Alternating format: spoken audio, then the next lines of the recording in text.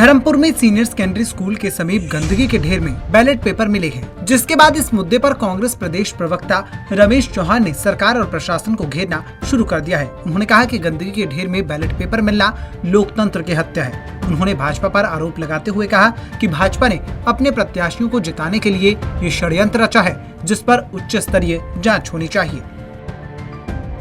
लोकतांत्रिक प्रणाली का एक सीधा साधा मजाक है और इसमें मुझे जो लगता है इसमें सरकार की और जो काउंटिंग जो सुपरवाइजिंग स्टाफ था यहाँ पे उनकी मिलीभगत है। ये मिलीभगत का आपके सामने एक उदाहरण है। 25 वोटों का एक बंडल जो है वो यहाँ पे कूड़े में डाला हुआ मिला है, वो स्टैंप लगे हुए बैलेट पेपर है। और ये दाड़वा जिला परिषद वार्ड के राजकुमार शर्मा जो एक कंटेस्टेंट है, उसके पूरे का पूरा 25 का एक बंडल जो है, उसकी लगी हुई उसको पड़ी हुई वोटें जो है, उसका बंडल जो है यहाँ पे पड़ा हुआ मिला। वो तो कितनी बड़ी नेग्लिजेंस है, हमें समझ में ये नहीं आ रहा कि पोलिंग स्टाफ ने, ARO ने किस तरीके से अकाउंट जो बैलेट पेपर का वो पूरा किया, किस तरह से उनकी गिनती को जो है उन्होंने पूरा किया, किस तरह से अकाउंट आगे दिया, किस तरह से इसकी कंपाइलेशन हुई।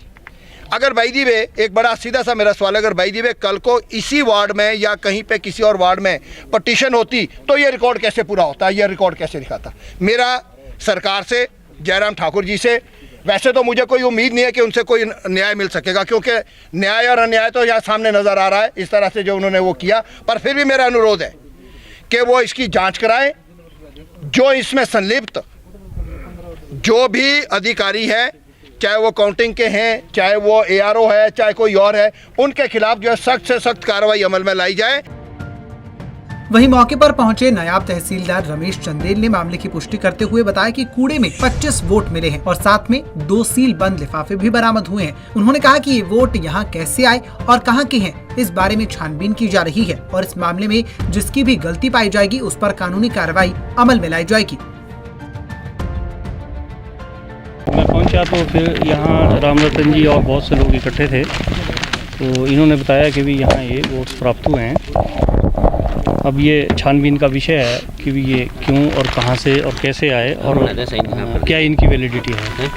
ये अभी ना ये छानबीन का विषय है, इसको अभी वेरीफाई किया जाएगा कि भी ये वैलिड वोट है अथवा अनवैलिड है। ये कितनी वोटें मिली है कुछ इसके बारे में? ये 25 बैलेट है। क्या ये कौन सी पंचायत की वोटें और ये पूरा मामला क्या है? ये कई पंचायतों का है, इसमें बढ़ाड़गढ़ सी चंडी और कुछ बिना उसके भी हैं जिसमें नहीं लिखा है ऊपर कोई भी। क्या ये वोट कास्ट की गई है, स्टैम्प्ड है या कि नहीं है?